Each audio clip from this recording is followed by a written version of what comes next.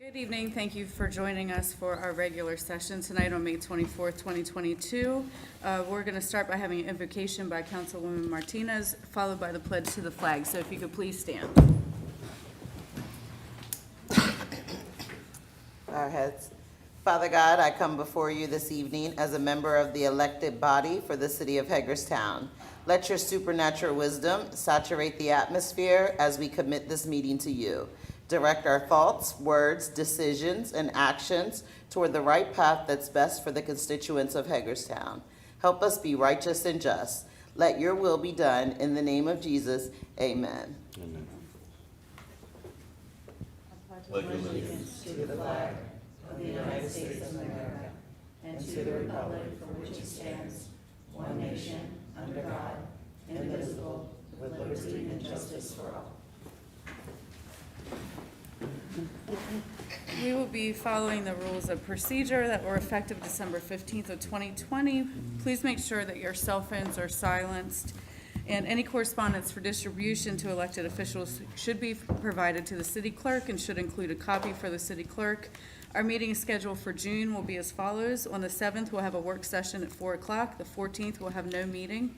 The 21st, we'll have a work session at 4 o'clock, and the 28th, we'll have a regular session at 7 o'clock. We do have some appointments this evening. Up first, we have the Historic District Commission appointment. Do I have a motion for that?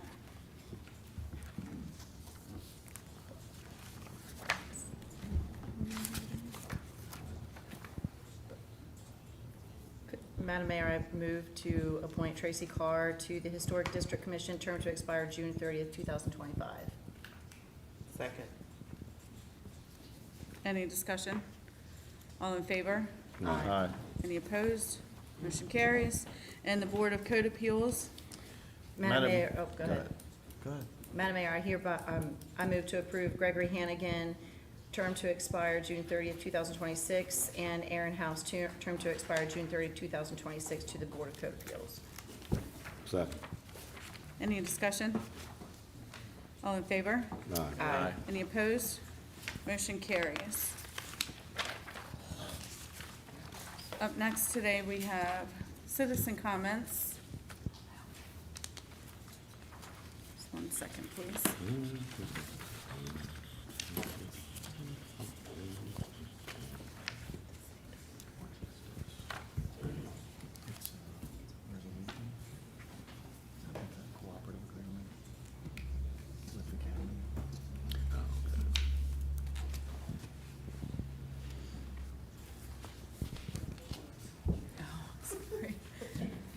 Thank you. All right, so we have one person signed up to speak today. We have Mr. Staup. If you could come and state your name and address, and you have 5 minutes. Michael Staup, 18 South Mulberry Street. Thank you. First of all, 5 minutes might take a little longer tonight because you all read the paper today about the shootings. 3 in 1 week in our neighborhood, South Mulberry. It brought everybody off of porches. People in sheets just diving for cover. I'm here tonight because this file says City Hall. This is what I've been doing on my own. Not to embarrass anybody, but to try to get someone in this council to take a look at what's going on in our neighborhood. Now that gentleman there, the city administrator, he told me how to go, the process we go through. Your code enforcement, as far as I'm concerned, somebody needs to take a look there because the property up the street has the homeless, the druggies running in and out of it, the garbage is in the backyard, but I went through the procedure, as the city administrator told me to, only to get flack from your code enforcement. So that was number 1 problem. Number 2 problem is, which was a good idea, the blockade of Matthews Alley. But Matthews Alley now has backfired, and the situation has gotten so bad that you really will not believe what is going on there. Your ambulances are being called there all day and night. The overdoses has picked up this crime statistic that came out. I don't think you're going to see that coming up. There's been overdose after overdose. There is people, Dollar General, Sheetz's, and CVS are being robbed blind, and they're selling it in our neighborhood. They're selling it up on sheets.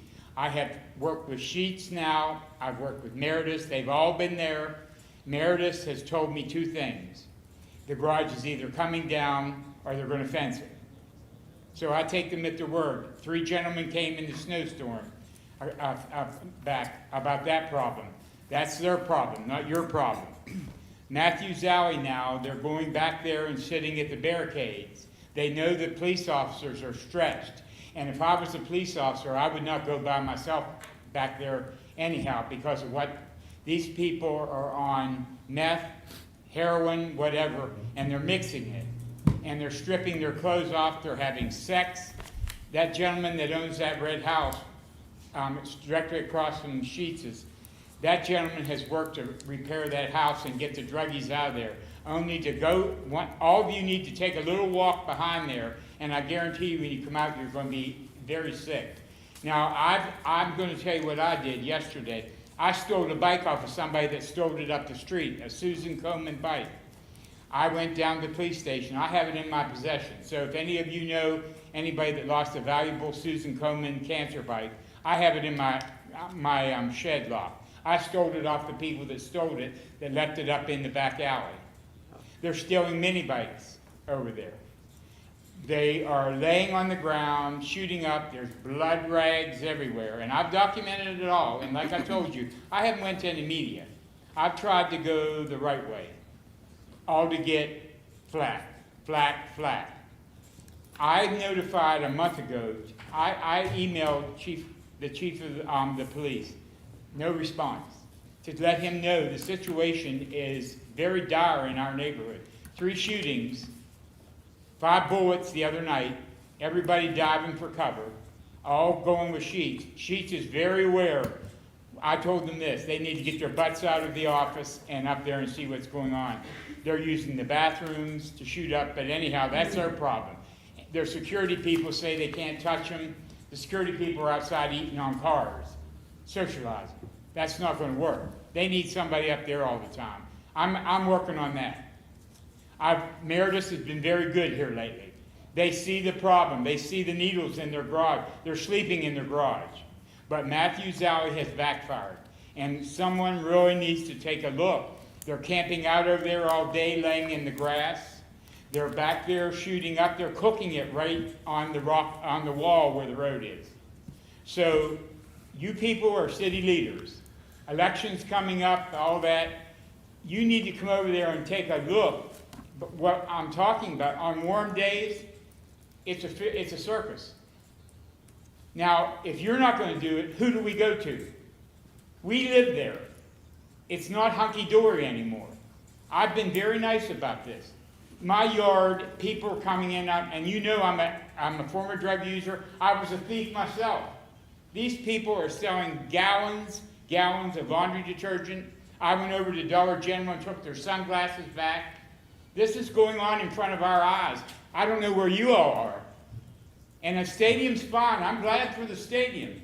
But something needs to be done over there. Call in the National Guard, call someone, because they are overtaking our neighborhood.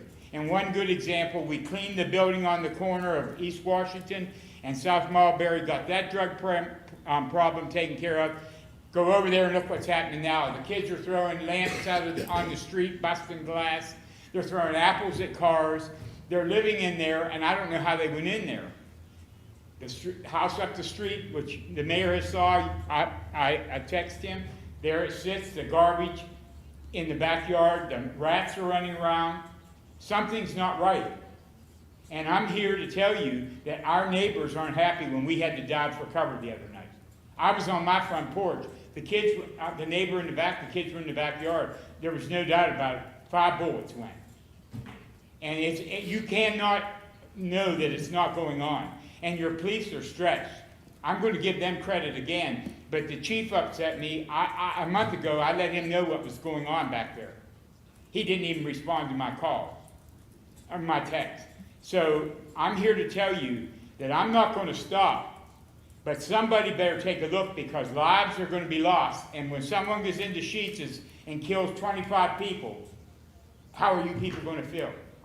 I know how I feel. I see the youngsters over there shooting up. I see women with baby strollers sitting on city property, hospital property, shooting up with a little kid in there. I see Matthews Alley turning into the nightmare for all of us. We don't get sleep at night because the night lights, people on that back alley are putting the cameras and everything everywhere. There's more cameras on our street now than you have in this place. So I'm here to tell you, I'm fed up with it. My neighbors are fed up. They're allowing me to come here. Now, if you want some of them to come here and start the way they want to go, you might be surprised. So I'm done with my 5 minutes. And what I told you the last time I was here, I consider myself a murderer because I'm sitting letting them shoot up with, I don't know where to go to help them. These are young kids. They're running the street all night with backpacks. They're on the street all night. So I'm here to tell you that the situation has turned very dire in our neighborhood. 3 shootings, 3 separate times, something has to be done. And also, by the way, I directed traffic for what happened on Saturday last week. Your auxiliary police didn't show up. There was a major incident happened on South Locust at Matthews Alley, and the little gentleman that lives across, next to it, he passed away the next day. You probably all know him. He sits on his porch, but I directed traffic for you all. It was a nightmare over there. There's ambulances and that. Where was the auxiliary police? The day they had the ribbon cutting for the walkway. That afternoon, there was a major thing happened on South Locust. And it's a property that I pointed out to you people with the trash laying there. Well, they had something really. They carried people out of there, and they took someone out on life support. So that's all I need to say about that. But I directed traffic for you all. I happened to be walking through, coal truck in the middle of the street, cars going down there, and there's emergency people trying to get people out of the house, carrying them out. They all look like they had been huffing whatever. So that's what's going on. And I thought the needles stopped. I can tell you I picked up 480 needles and took them to the health department over there where the old county market was. They gave me new containers. The hospital now is scared to mow over there. So the parking lot in Mulberry Loft parking lot across the street, all of it has turned into a nightmare. They're stealing mini bikes right in front of us. We're sitting on our front porch at 11 o'clock at night and they're running down stealing bikes. So if anybody does know who owns the Susan Komen cancer bike, I have it. The police know I have it. I have the serial number. I didn't put it on Facebook, but it's a nice bike. Somebody probably got that for a special reason.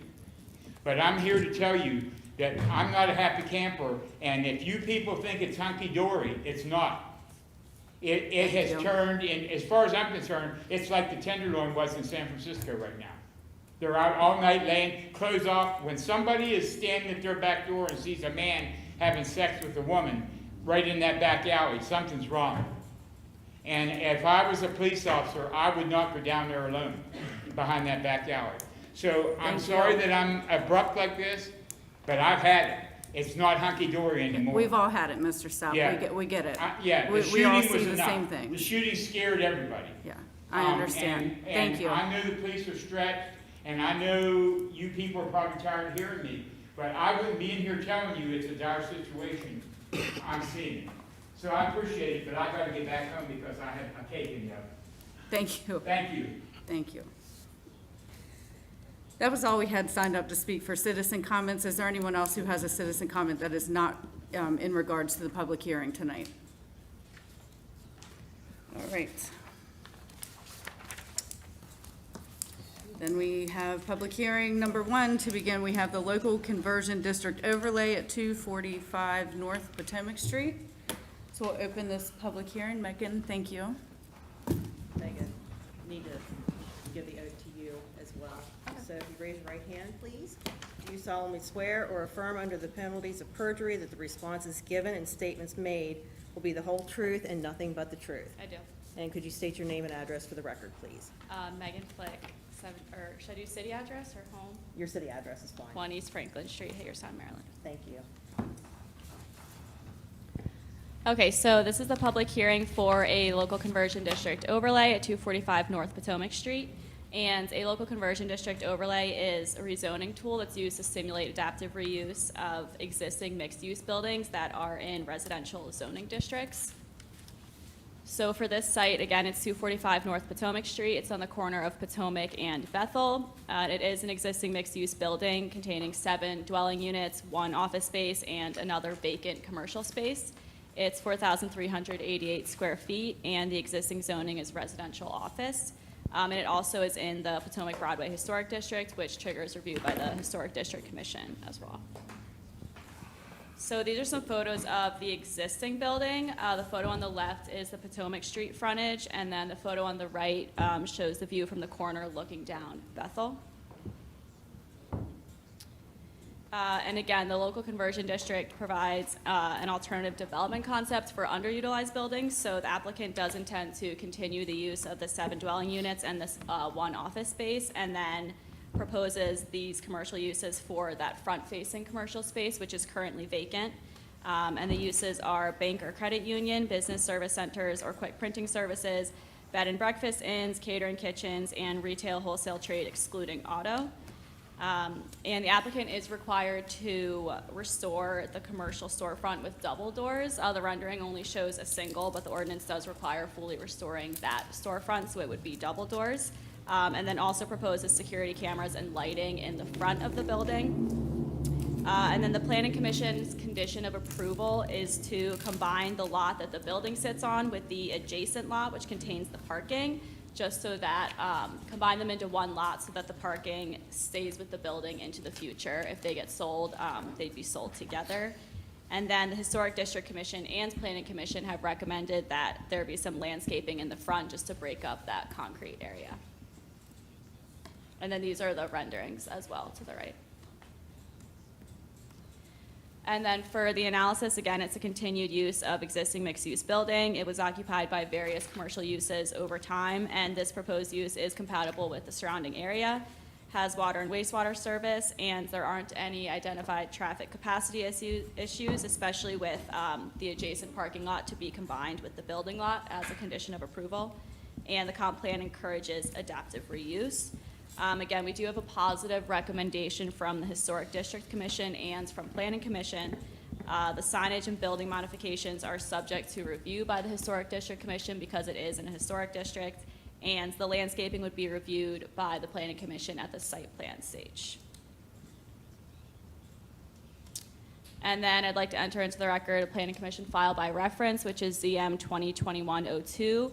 And the legal advertisement, and then I'll also enter into the record the certified mailings to adjacent property owners as well, which is part of the file.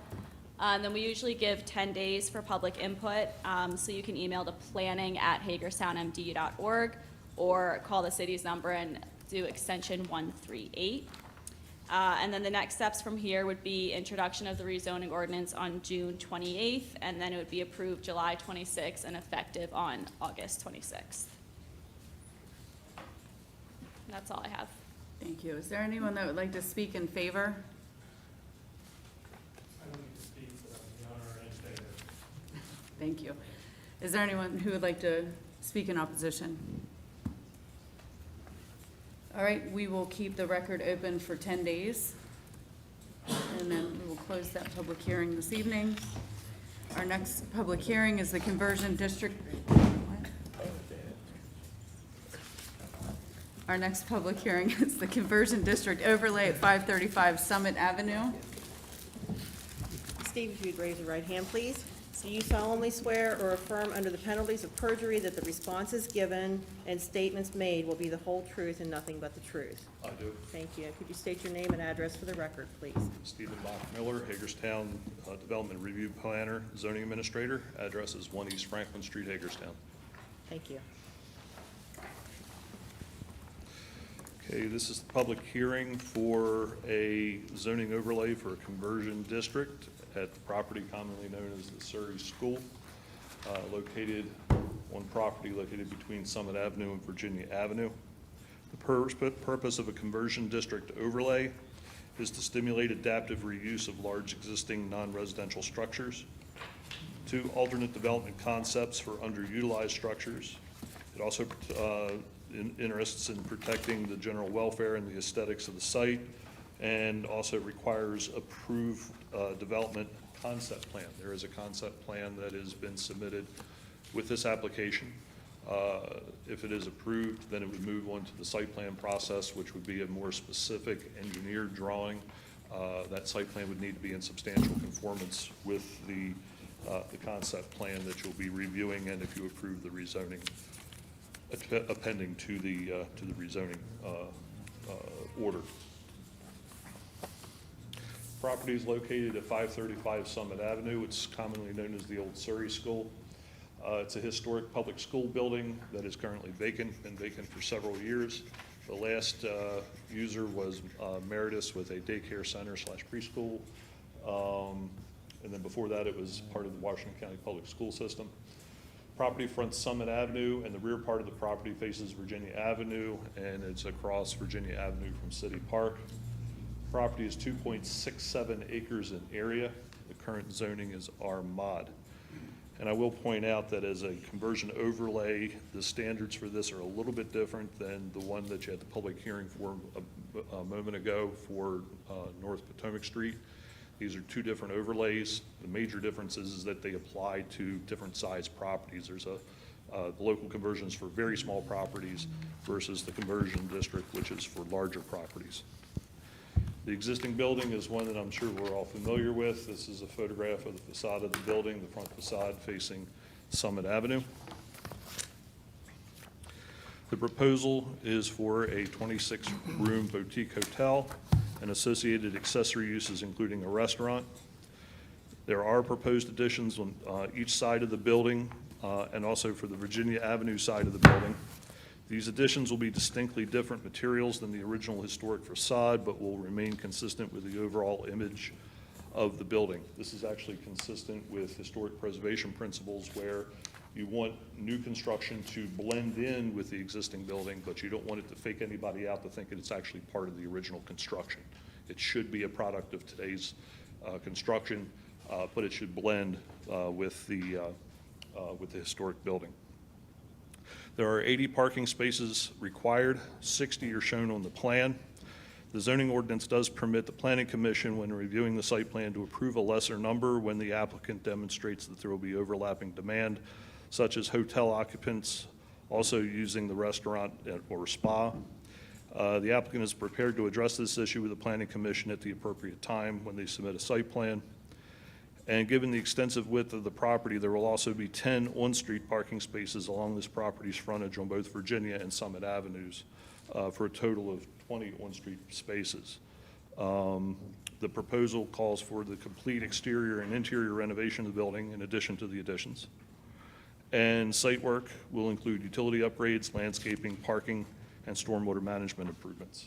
On your screen, you'll see an elevation of the building, and then the proposed additions on either side of it, and then the proposed site plan, or I should say the rezoning exhibit is shown in color there, and any site plan that is approved would have to be in substantial conformance with that, plus any changes or conditions placed on the rezoning if you were to move forward with approving it.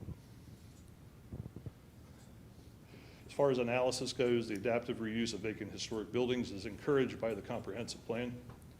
Proposed use is compatible with the surrounding area. It's going to reuse the existing building, which has been there for many decades, put subordinate additions onto it as well. The code amendment to permit outdoor dining is now effective. If you remember when we did the annual package of zoning ordinance amendments or land management code amendments, one of the proposals was to allow outdoor uses as part of a proposal for one of these overlays. You all approved that, and that is now in effect. Water and wastewater service exists to the property. Traffic capacity on Summit Avenue, which has been a topic of conversation. Per a 2016 traffic count, one block to the south, Summit Avenue carries a little over 1,100 trips per day. Local streets are considered those that carry up to 2,500 trips per day, so this is below the halfway point on what constitutes a local street. Summit Avenue hosts less than half the trips necessary before the city engineer's office would start discussing whether the street would be considered a minor collector. The anticipated additional trips to this combination of uses is not likely to trigger the requirement for a traffic study. When a site plan is submitted for any development, the city engineer's office evaluates it to determine whether or not a traffic study based on the anticipated traffic increase would be required, and we believe for this development, one would not be required. As far as public notice of hearings, state law requires notice in at least one newspaper each week for 2 successive weeks, and that has been met, and we'll enter that into the record by reference. Additional steps required by the city code: posting of the property for at least 15 days ahead of the hearing date, and also registered mailings to adjacent and confronting property owners. Both of these were complied with, and we'll enter also those supporting documents into the record as well. Additional steps taken by PCAD staff: same advertisement, posting, and mailing process for the Planning Commission's public review meeting were also followed for this. The Planning Commission does hold a public review meeting where they invite public comment, and that was advertised accordingly. Also, publishing of the Planning Commission's agendas and their meetings have been live streamed on YouTube, so they were available for public review. And also, the city PCAD tech staff have been doing bulletins about this project on the city's social media, spreading the word about this particular proposal. Next steps, we'll enter into the record the Planning Commission file by reference, ZM 2022-01, and the legal advertisements. Typically, you would leave the record open for 10 days following this hearing in order to take additional input. That additional input, if the record is left open, can be sent by email to the email address planning@hagerstownmd.org. We can also be called at 301-739-8577, extension 138. As far as the ongoing process after the 10-day period of the record being left open, in June, there would be a work session with the mayor and council to discuss public input received at this hearing and how you would want to proceed with the rezoning. If you decide to move forward, an introduction for the rezoning ordinance would occur on June 28th, unless for some reason delayed. Approval of the rezoning ordinance would be voted on July 26th and would take effect 30 days thereafter on August 26th.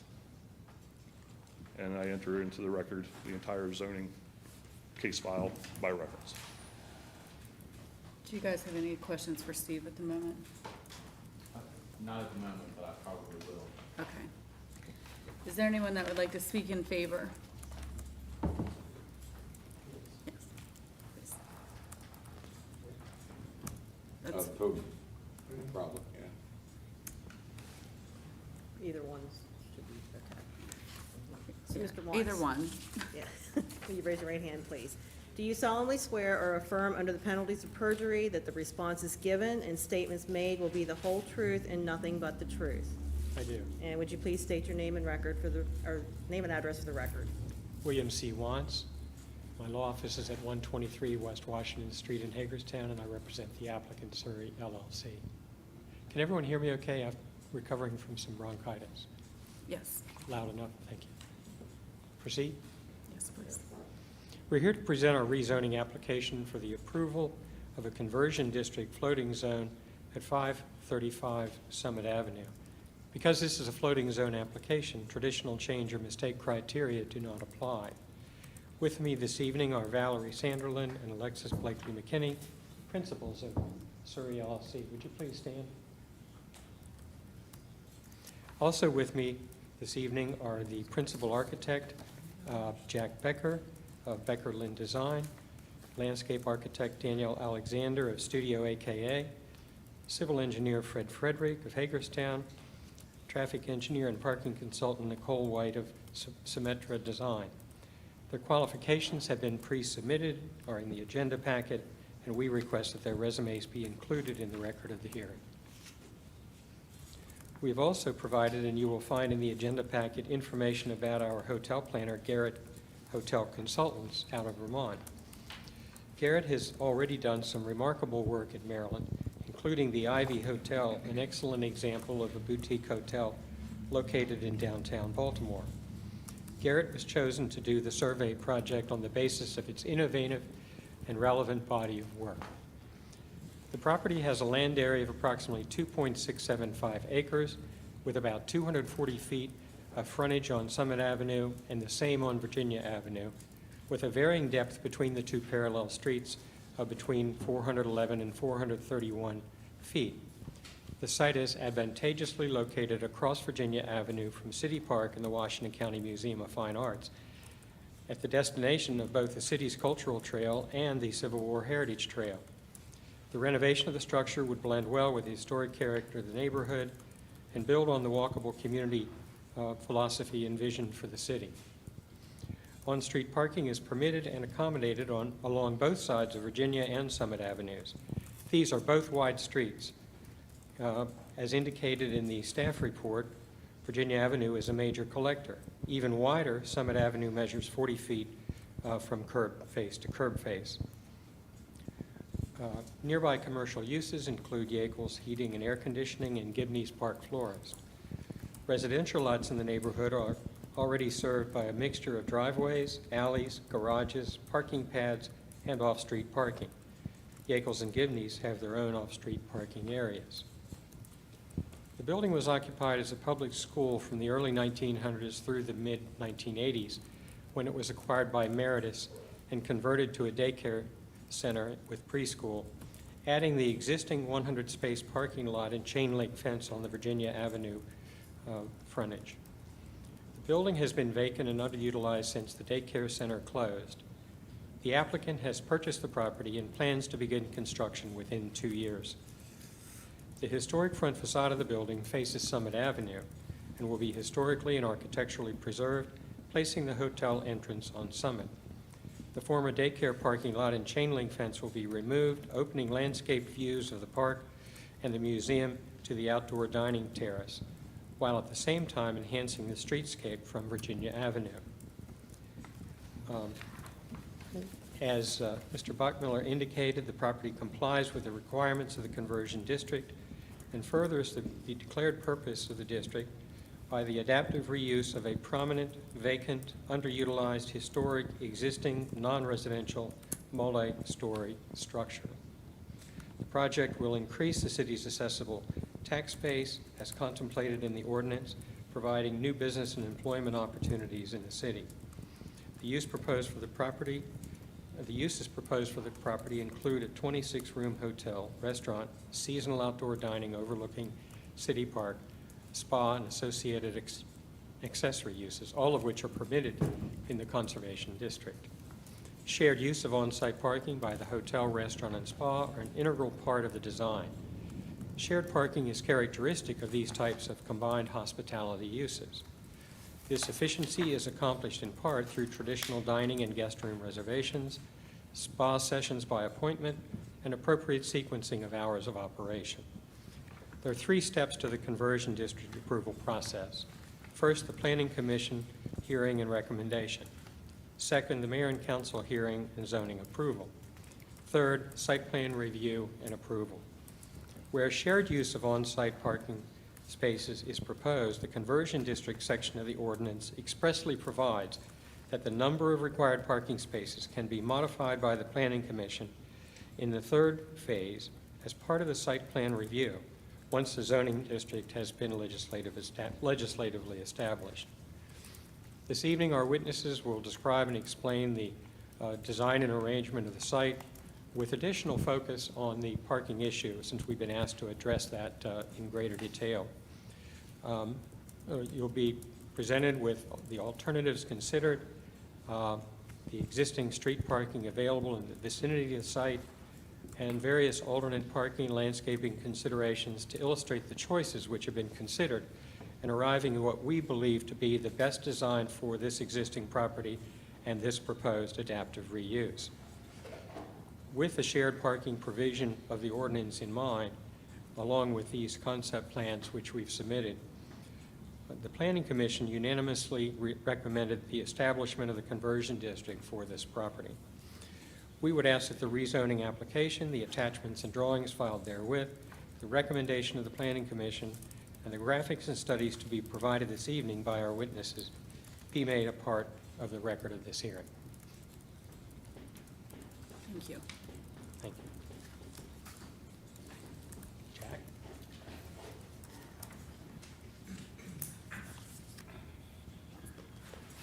Good evening, Raise your right everybody. hand, please. Yep. Do you solemnly swear or affirm under the penalties of perjury that the responses given and statements made will be the whole truth and nothing but the truth? Yes. Thank you. And would you state your name and address for the record, please? Jack Becker, address 2126 15th Street Southeast, and that's in Washington, D.C. Thank you. Thank you. Good evening, everybody.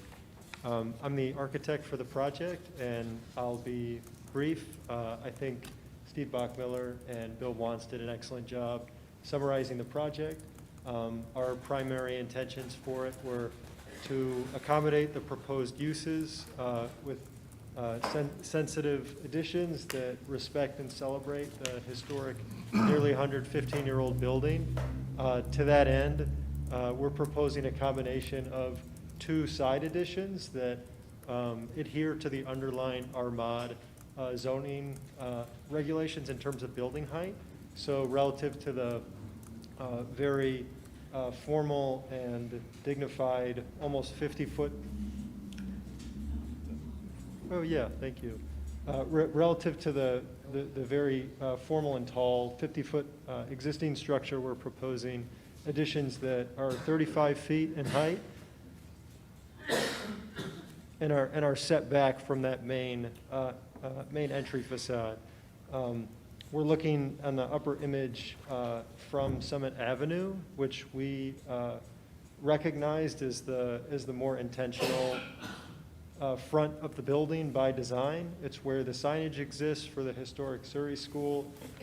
It's characterized by a highly formal central gabled portico with large Corinthian columns. And when you look at it relative to the side fronting Virginia Avenue, you can tell it was designed to be the primary entry point for visitors of the school. So that was a major intention, to kind of restore this historic front as the entry sequence to the proposed uses, and use the rear of the property along Virginia Avenue as a kind of handshake with the city park across the street. We feel that as though the extensive surface parking lot that currently exists at the rear of the site is kind of an uninviting and not kind of a flawed relationship with the city park across the street. And by providing the parking and the arrival sequence off of the Summit Avenue frontage, we can kind of free up a significant portion of the Virginia Avenue side for that renewed connection with the city park across the way.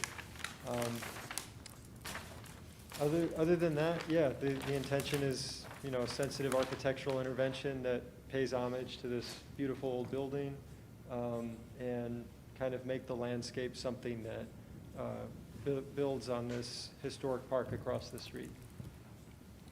And Danny, landscape architect, will be following.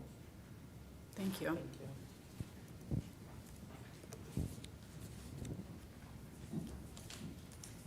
Hi. If you would raise your right hand, please.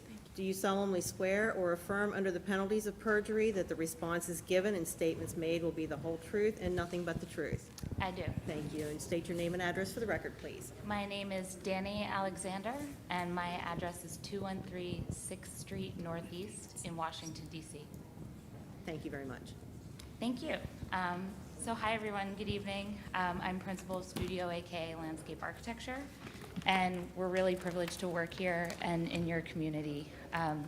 This site presents several challenges for new uses. The building sits at the peak of a hill, with the site sloping down towards Virginia and Summit Avenue, more aggressively towards the Virginia Avenue side. And these slopes must be mitigated to allow for comfortable recreation and circulation of the site. The current parking area that exists now of about 66 spaces is an eyesore and doesn't allow for that adequate adaptation of the existing building that Jack described, as well as this thoughtful connection to the park that we're really striving for. We also wish to accomplish reshaping the space through balancing cut and fill, which is most ecologically preferable. So we're trying to really work with those slopes on site. There are adjacent neighbors we want to respect, including the park, which was designed by George Burnup, who also designed some of Washington, D.C.'s most well-loved parks. So the goal of the design is to allow for the Summit Avenue eastern side to function primarily as entry and garden space, while allowing the Virginia Avenue western side to function for guest amenities and activities, which respects that current context of park abutment. Our design is able to accommodate this open and welcoming entry while using techniques such as the geometry, orientation, and materiality of the proposed parking to better fit in with the context than your average large-scale asphalt lot. The historic entrance of the building is celebrated through a direct entry and drop-off for guests. We studied many parking and circulation iterations in the concept design phase before submitting this option, as well as looked at the appropriate locations for gardens and hotel activities. To better accommodate universal access for the elderly and those with mobility conditions, in all schemes, we concentrated the parking on the Summit Avenue eastern side because we're better able to site our universal access parking with access to the entry of the building on that side. We are using pavers in parking areas to reduce the visual impact of the parking and make it feel more in keeping with the residential context of that side. We're supporting environmentally friendly visitors through providing electronic vehicle charging as well as bike parking. Our parking calculations submitted are for a greater number of hotel rooms than we're currently planning. Our presentation today shows 60 spaces located across the site in 3 parking areas, as you can see. However, we are currently looking to reduce the number of hotel rooms, which would cause us to request 17 spaces of relief as opposed to the 20 that we're discussing. I've brought additional studies that show how we are testing that on site.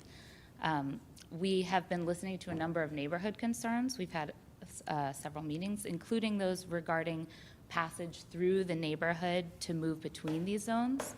And so I have a subsequent sketch with me today that tests using the 60 spaces, but distributed between only 2 curb cuts, the one for entry and service at the southwest side, as well as the Summit Avenue side. That would concentrate employee parking on one side and guest parking on the other so that there's a real clarity in wayfinding. We also have tested increasing the parking so that all employees can use that curb cut, and I have a sketch showing that as well. And then lastly, we have a sketch showing all 77 parking spaces on site requesting no relief, but it heavily compromises that connection to the historic park. But if approved, we plan to continue our discussions with the Hagerstown Planning Department and the city engineer with these different directions to decide together which direction best supports the use of the site, as well as the complementary and overlapping uses in parking, stormwater management requirements, as well as site appearance and functionality. So we're trying to balance for all of these things.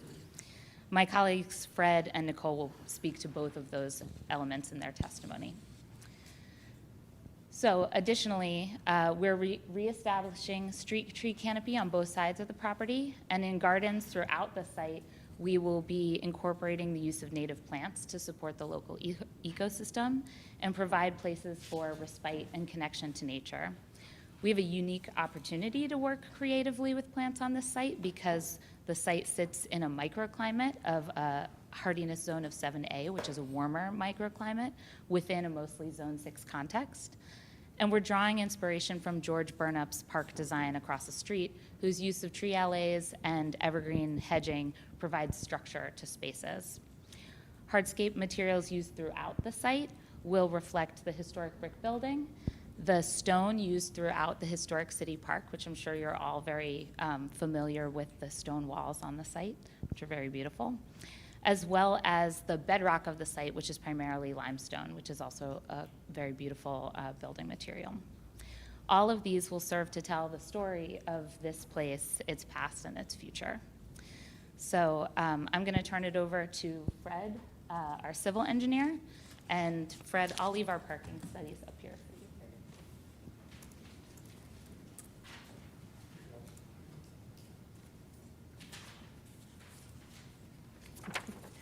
Do you solemnly swear or affirm under the penalties of perjury that the responses given and statements made will be the whole truth and nothing but the truth? I do. Thank you. And state your name and address to the record, please. My name is Fred Frederick. I'm a professional engineer and land surveyor with the firm Frederick Seibert and Associates. My address is 128 South Potomac Street, Hagerstown, Maryland. And I think the ownership team and Danny and Jack have done a great job. You can tell from their presentation they want to respect the history and the nature of that area, of the building, of the old school, and tie it in with the beauty and landscape architecture of the park. And that's what we're trying to do. When they first submitted this, they had a lot more parking in the front. And did you hand out any of these concepts at all? I didn't. I wasn't sure if I was allowed to. You can, if you want me to. I'll let you do that while I speak. But if you want to hand out maybe the original one and then the one that has a lot more parking in the front on Summit, which is what I'd like to talk about. And is this Danny's tablet? Could you put on the one that, we'll look at this one, I'd like to see two drawings, that one, and then the one that Danny just did, as she sent it to you, that shows a lot more parking. It's not on the PowerPoint. Oh, it's not, okay, okay. Okay. Yeah, I'm gonna do the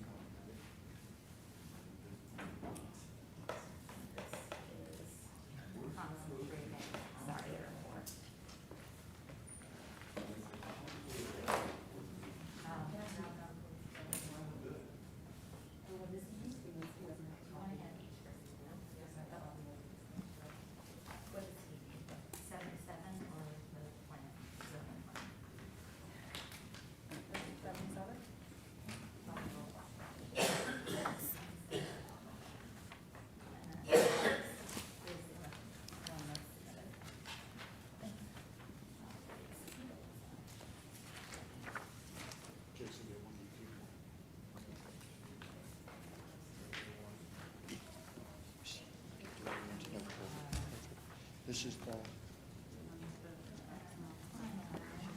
Got it right there. Perfect, thank you.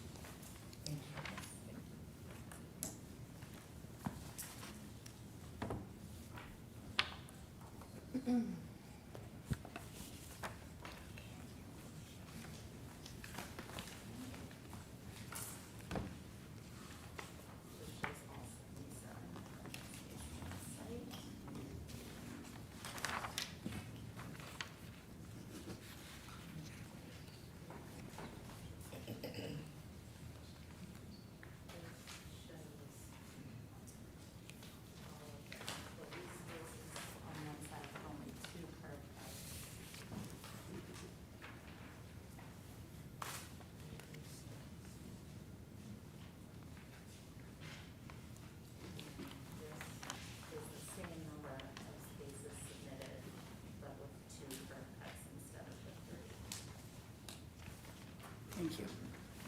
And I can give you a copy of that. I'm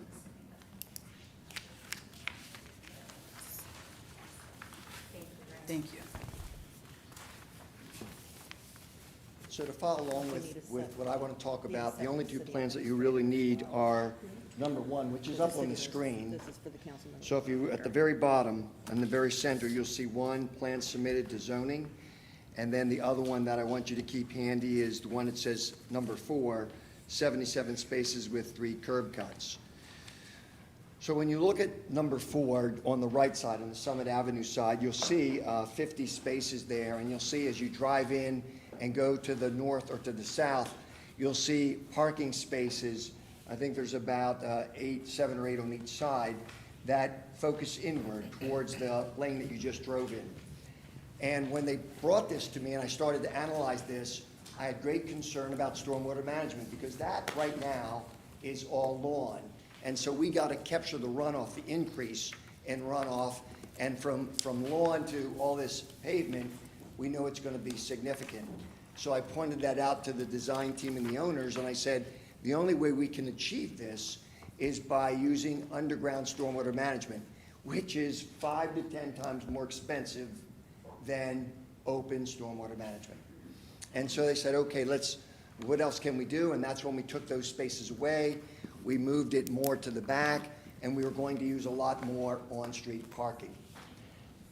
As a result of recent meetings with the neighborhood, the design team got together over the weekend. Danny and Jack and the owners were working and looking at everything they could. And unfortunately, I wasn't part of that because I was sick. But they did a great job, and they came up with this example number 4. Now, what the owners have decided to do is to do the underground stormwater management. They know it's going to be expensive, but they've listened to the neighborhood. They know it's going to cost them more, but they want more on-street parking in the front so that people aren't coming, getting turned away, parking lots full, having to drive around and go to the back. So we're going to go back to, which is really number 4, but it's what they initially submitted to me, and get 50 spaces in the front. Now, you also heard that we're decreasing the hotel rooms by 2 or 3, is it 3? By 3 rooms. So that's going to decrease 3 spaces. Originally, in my concept plan that was submitted to planning, that was approved by planning on the concept plan, it was for 80. Now we really only need 77 spaces. We're losing 3 rooms. We're going to have 50 spaces out front, and we can get 77 spaces on site. What we would like mayor and council to consider is going with this plan, getting more in the front. That's important. I think it's important to the neighborhood in that it doesn't decrease any traffic, but it prevents them from coming, getting turned around, and having to go back around to the back to find parking. They can pull in, find a spot, stay. It's not like they're searching. The parking in the back is going to be the 15 spaces for the employees so that they will be separate from guests, spa visitors, and the restaurant.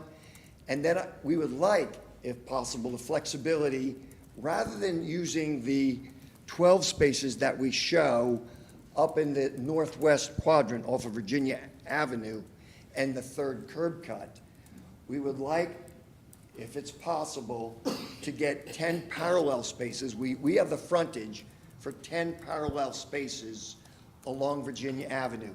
Even if we have to widen a little bit on our side, we'd rather do that and get 10 parallel than put the spaces up there in the northwest corner, because the team feels it detracts from our access and beauty to the park.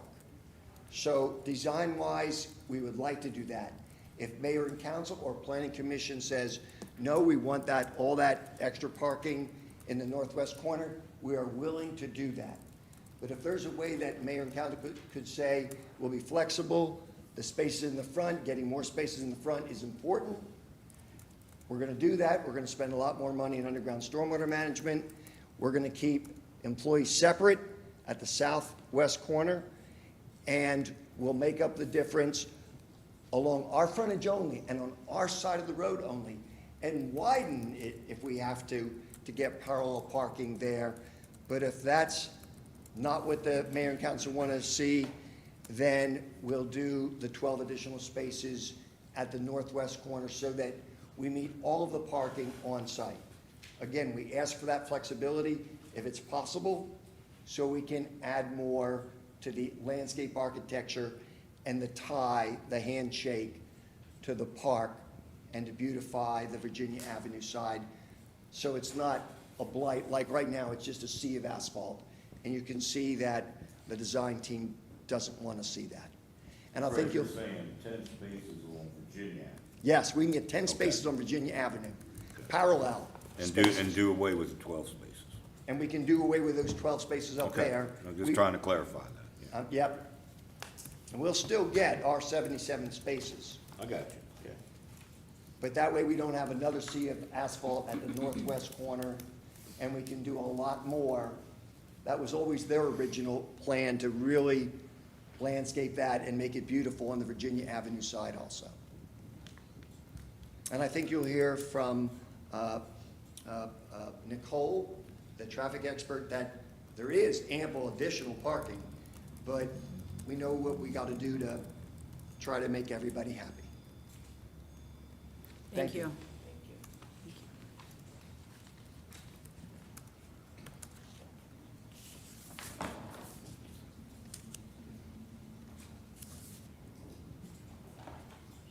So if you raise your right hand, please. Do you solemnly swear or affirm under the penalties of perjury that the responses given and statements made will be the whole truth and nothing but the truth? I do. Thank you. And would you state your name and address for the record, please? Yes, I will. Good evening. My name is Nicole White. I am founding principal of Symetra Design. Our office is located at 727 15th Street, Northwest, Washington, D.C.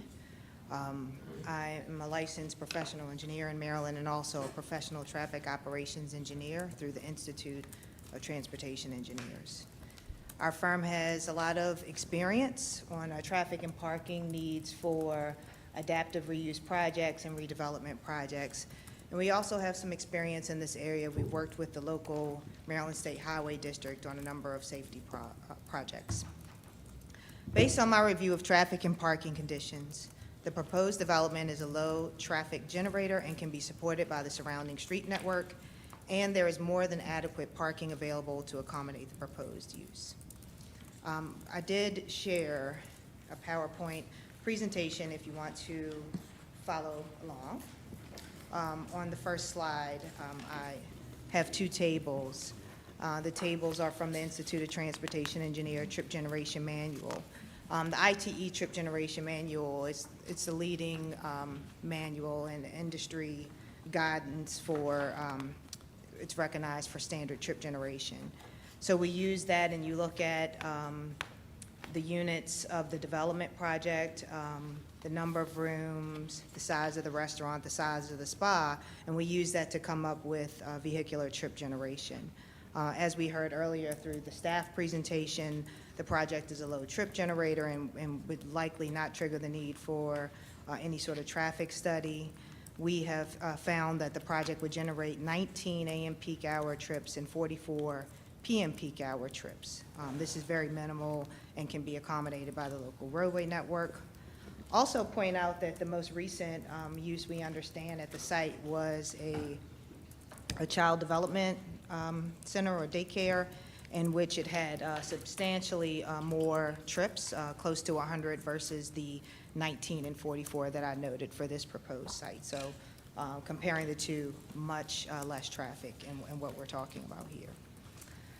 The next page, I mean, you've seen it, it's on the screen. We have a site plan, a concept plan that shows 60 on-site spaces, and we're talking about the need for 17 off-site spaces. This based on the zoning requirement for parking that has been calculated. In looking at the potential for 17 off-site spaces, and we heard already from Fred, we'd love to be able to take advantage of some of the on-street spaces in the area. Our firm did a number of on-street parking occupancy surveys. We did 3 different surveys, a weekday peak and 2 weekend peak periods, to look at what is the level of parking on the streets surrounding the site. I'll take you to the next slide and walk you through our findings.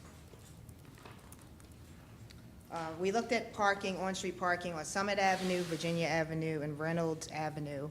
Total parking supply of 114 spaces.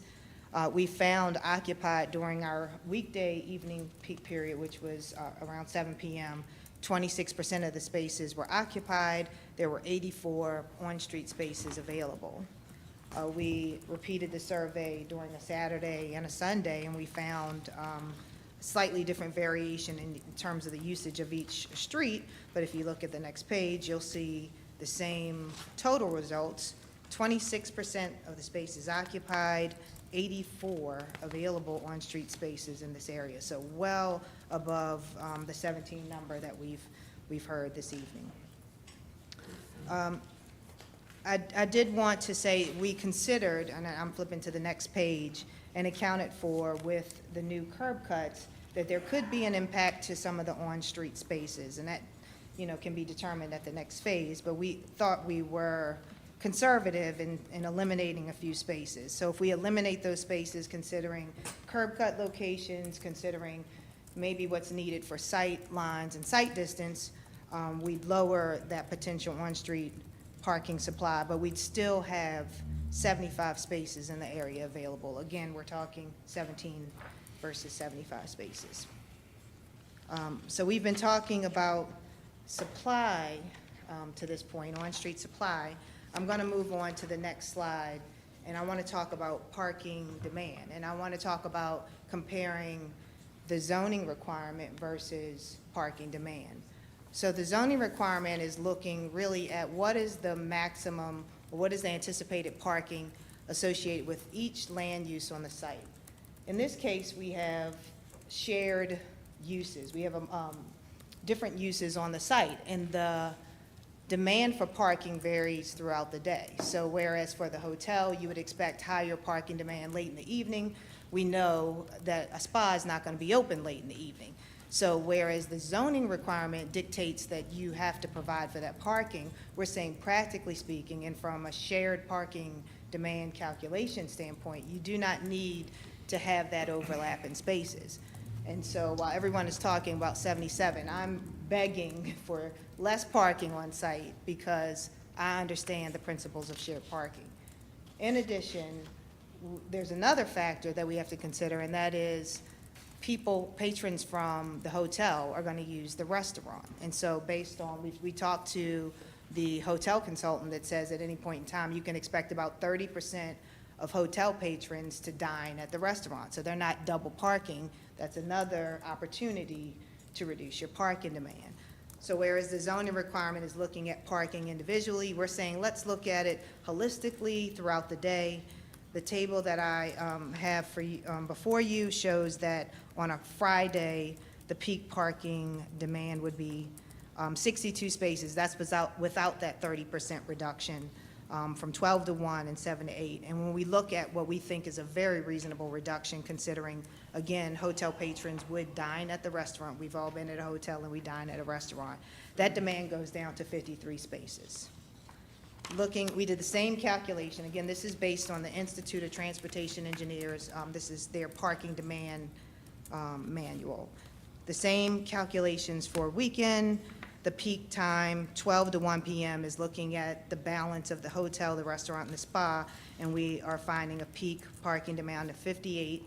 And when we look at that reasonable reduction of 30%, it's down to 51 spaces. And so when we think about adaptive reuse and we think about, all of the pavement, I would put before you that, let's be realistic in understanding what the parking demand really is versus what this cumulative total is with the zoning requirement, so that we can really minimize the impacts on this site.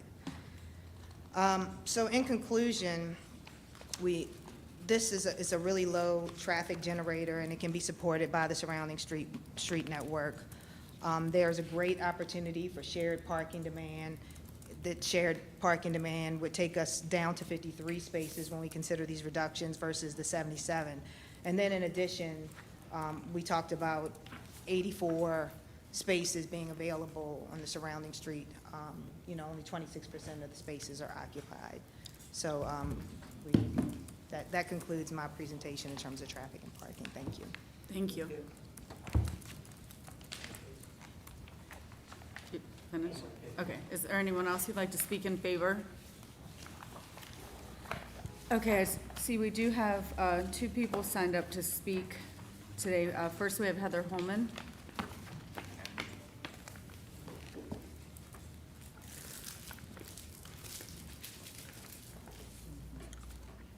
Sorry, as soon as I stood up, my notes just closed. No problem.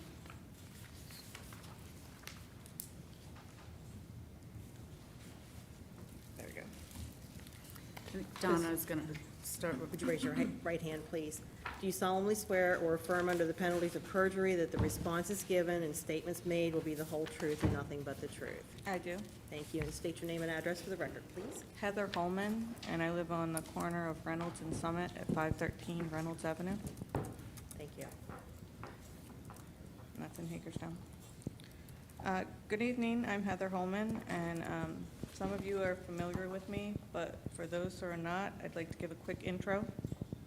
My husband and I moved to Hagerstown 15 years ago, where we bought an older home that was apartments and turned it back into a single-family home, right near the city park. And I quickly became involved in the community with first petitioning the city for a dog park, and the city was very responsive and helped in opening it, and I served on the task force to get it done, as well as fundraising and donating our own money to get that done. And I next helped create the Historic City Park Neighborhoods Group, which I've been the president of for the last 10 years. And we founded the group with the goal of beautifying our neighborhood and increasing the safety. The group encompasses the entire neighborhood around the Surrey School and the city park. And we have actually completed all of our original goals, which included traffic calming and decorative street signs on Summit Avenue, crosswalks and decorative columns on Virginia Avenue. We planted trees and helped with landscaping. We helped create the drive-through Christmas display that's still a work in progress.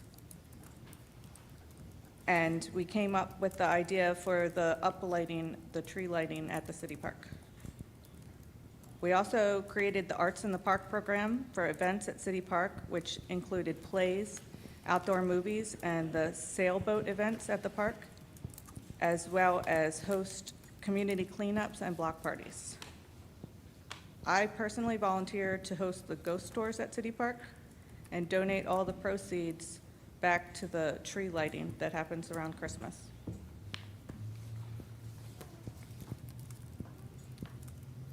From our home, I can see the Surrey School from our window, and we're 4 buildings down from the city park, but we were not notified of this besides in the paper, because it's not considered adjacent, except for that's all we see out our back windows is the Surrey School. Our children ride their bikes down that sidewalk that's right in front, and there was a paper sign that was posted previously, but the snow covered it, so we didn't actually hear about this until the meeting that happened last. And that's when Kristen stated he's surprised he didn't hear from the neighborhood group, and that's because we didn't know until that meeting. So specifically, our home and our surrounding neighbors have talked about being against this zoning change, not because of the hotel, but because of opening the street to Summit Avenue, opening the building to Summit Avenue. The current plan has the 3 parking lots, and they're not connected together.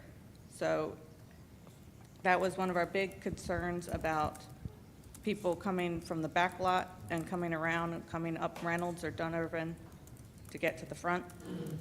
And that's an increase on our side streets. And if the plan did not include the Summit Avenue entrance, our neighborhood would be minimally impacted.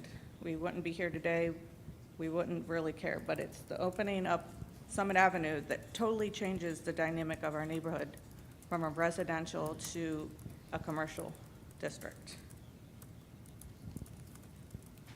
Our neighborhood group has worked for over 12 years to reduce the speeding and traffic on Summit Avenue, and we helped petition to get traffic calming installed, which the city came up with the circle and the median. And the reason that Summit Avenue is so wide is because it used to have streetcars come down, and it's not because it was intended to be additional traffic. The Virginia Avenue entrance, where it is already used, and that's when they stated that it was already more traffic as the Surrey School, that's on Virginia, not on Summit. There's no traffic for Summit for the Surrey School right now. Or when it was a school even, people walked to the school. So back 50 years ago when it was a school, people walked to school, not drive on Summit. And the daycare, they drove on Virginia, not on Summit. So there's already a couple of commercial things that exist on Summit, like the Gibney's, and there's a pizza place. But on Summit Avenue, there's a hair salon and the HVAC place, which have nowhere near the amount of traffic we're talking about for this. Also, the houses on Virginia Avenue have a setback of over 200 feet. Most of them, they're nowhere near, and they use driveways behind Virginia. They don't actually pull up Virginia to get to their house. So Virginia Avenue would be minimally affected as well. Unlike Summit Avenue, where we have a 30-foot setback. So even doubling the traffic that we have now, that would be a lot because we already have problems with traffic. And the drawing that we were provided, the biggest problem was the no connection between the two lots. And they're saying that it's just staff and then the majority of guests would park in the front. Well, I'm also concerned with if the restaurant's going to be serving liquor, then we're inviting people that are drinking to be driving on this residential street where my kids ride their bikes and my neighbors' kids ride their bikes. If they're also stated that they want the front to be the grand with the columns, they could still do that with having a driveway from Virginia, just loop it around to their circle. So in closing, there would be minimal change to our neighborhood if you kept the entrance on Virginia versus a serious disturbance to our neighborhood by moving it to Summit with an increase of traffic and street parking. Also, the studies weren't done while there's events in the park, because I can testify that if on the summer concerts, there is no street parking, even on Summit. For the summer concerts, they park all up Reynolds, all on Virginia and Summit. There's 0 spots. So most of the neighborhood does love the idea of a hotel, but we do not love the idea of parking on Summit Avenue. Thank you. Thank you. Signed up next to speak, we have Alan Holman.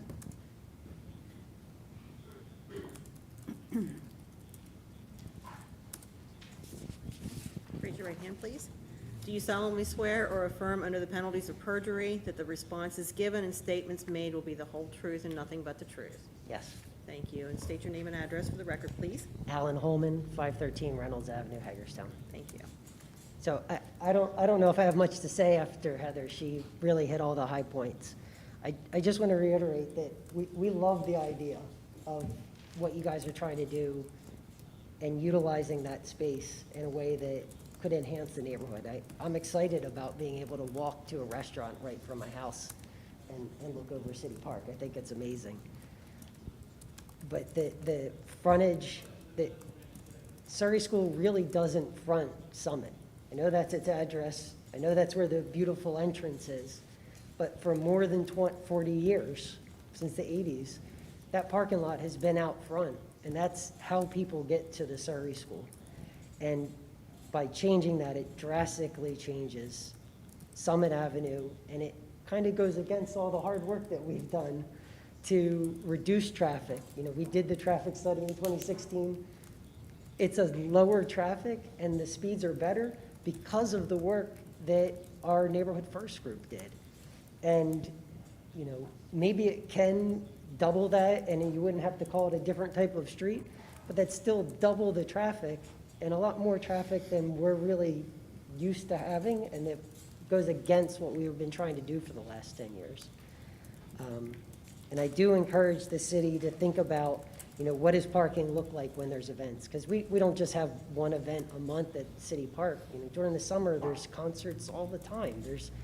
People are using that park, and when we run out of the parking around the city park, people come up Reynolds, they come across Summit, they fill that up. And I would really encourage the city to think about, you know, what it looks like when there's events, what it would look like if we approve it as is, and it turns out we were all wrong, right? Traffic is worse, parking is worse. What recourse will we have to be able to go back and say, whoops, it doesn't work, this is bad? You know, how do we build that in so that we don't lose the opportunity now before anything's built to say, how do we do this right? Or how do we fix it if it goes wrong? You know, the same thing I worry about, honestly, from an overlay perspective. If the hotel doesn't work out, what happens next to the property? What changes will be made? What can we do to protect ourselves now before we, you know, put a shovel in the ground to ensure that the neighborhood is able to still be a safe, fun place to live? Yeah. Thank you so much. I appreciate you guys listening to us. Thank you, Alan. There's no one else signed up, but is there anyone else that would like to speak in opposition? There's an email, yeah. Do that one at the end. Okay. Thank you. Do you solemnly swear or affirm under the penalties of perjury that the responses given and statements made will be the whole truth and nothing but the truth? I do. Thank you. Would you state your name and address for the record, please? James Harbaugh, 619 Summit Avenue. Thank you. I've lived there for about 13 years now. What I've seen in the 13 years that I've been there is we have a parking problem on Summit Avenue. I live in one of the apartments there that has no driveway. We rely totally on street parking. Currently, right now, we have a lot of people that live on Dunn Urban that use Summit Avenue to park on. They have small driveways, which takes away our parking. Personally, my mother came from Tennessee to visit me and could not find parking but a block and a half away. So I got to miss my mother. So she won't come to see me when we have a parking problem out there. We currently have people from the other street over, I can't remember what the street is, it starts with a G, but it's another street down. Currently, we have one gentleman that stores his vehicles up there, taking up sometimes 3 and 4 different parking spots. Again, we have mothers, single mothers that have small children, and if they come home late at night, they're being required to walk a block and a half away to get to their home. And we just had a stabbing just a couple doors down from us in the 500 block, in fact, right in front of the school. I'm all for the restaurant. I'm all for the hotel. I think it's a wonderful idea. But the parking on Summit Avenue, we just can't take any more parking on Summit Avenue. Otherwise, the residents are going to be forced to park far away.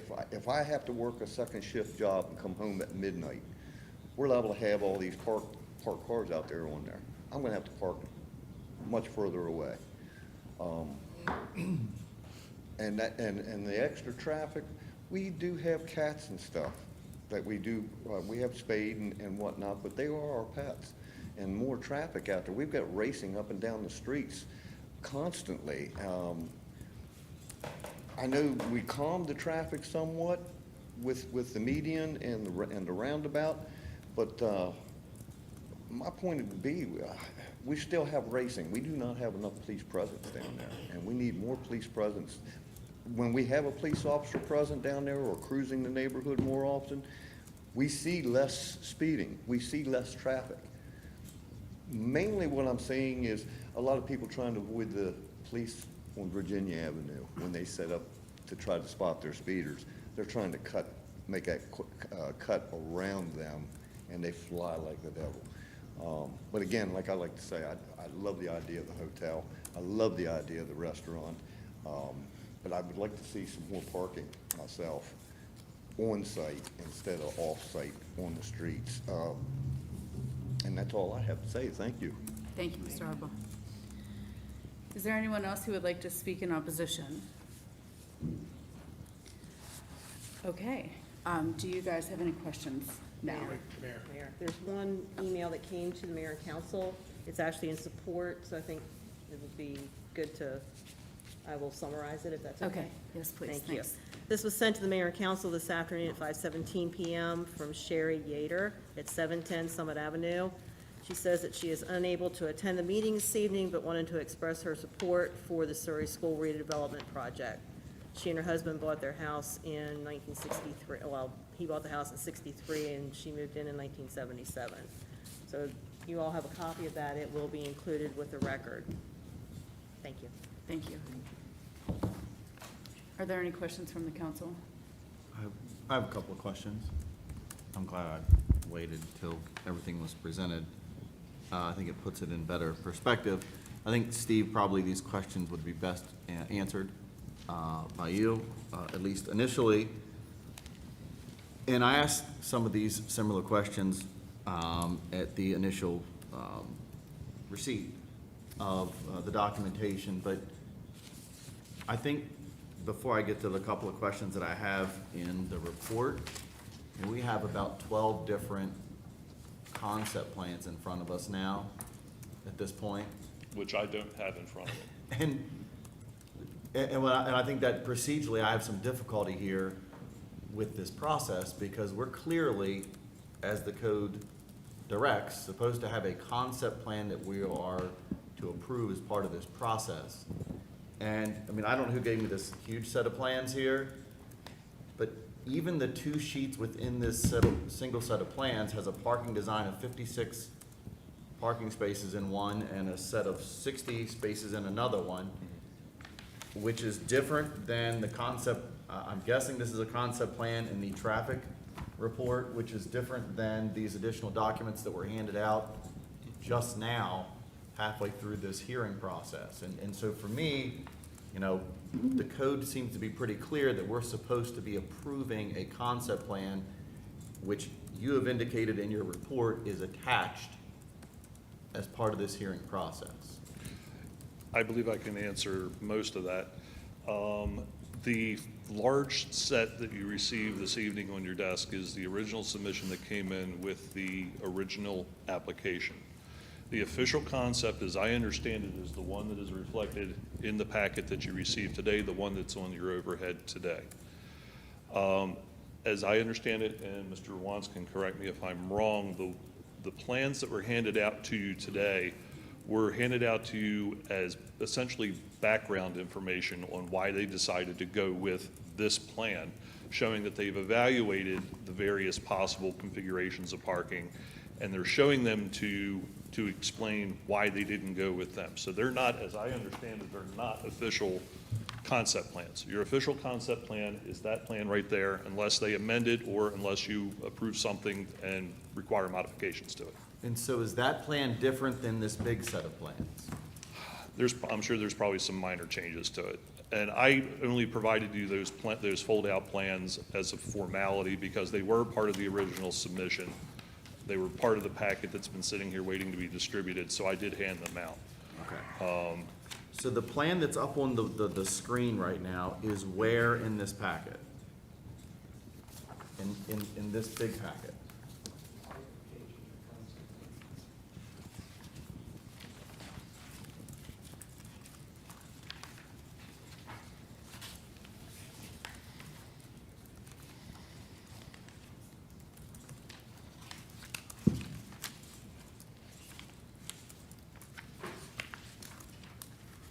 Is this what it's referring to? That's what it looks I mean, like that's from how this I'm looking at it distance. too. I'm looking at it like it's a postage stamp. It- I mean, now I'm supposed to discern that, you know, is a plan to read from, to, you know, to make a decision. Yes, that's it. That's the one that's on the screen. Okay. So, I mean, I can't tell from this sheet of paper whether this is what's here or not. And it's difficult for me then, because then I gotta look at residents and say, here's what we approved to convert this district to institute this change of use for this Okay, specific I project. can make that easy for you. Use the one that's in your packet. That was the one that was prepared by Megan Flick for distribution for this meeting. That's the official plan. Again, I provided you the full-size set simply because it was part of the original submission, so I handed it out. But that colored exhibit that's in the packet that was distributed to you prior to this hearing, which is the same as you see there, is, as I understand it, the official sketch plan for, or concept plan for the development, again, unless they amend it. Okay. These are the large plans that were submitted with the original application. Page 3 is the drawing that you've shown in reduced size in the agenda packet. Which is different than what's provided in the Surrey Hill Hotel traffic assessment and the 3 additional plans that were handed out during this hearing process. That is different than those 3. I didn't hand you the one that was in there. That's what I'm saying, they're different. Yes. Yeah. We have a copy. So I'm just trying to figure out which one I'm supposed to be saying, yes, this is the concept plan we're supposed to be approving as part of this public hearing process in this procedural manner to look into the public and say, we have procedurally, you know, met all of those parameters of what we're supposed to be doing to approve this plan. That'll then go back to the planning commission, that as I read it, may be further changed. We've been consistent throughout in referring to the concept plan as the original document filed with the application, the large. This big thing? Yes. Because this large set of drawings has one page with 56 spaces on it and another page with 60 spaces on it.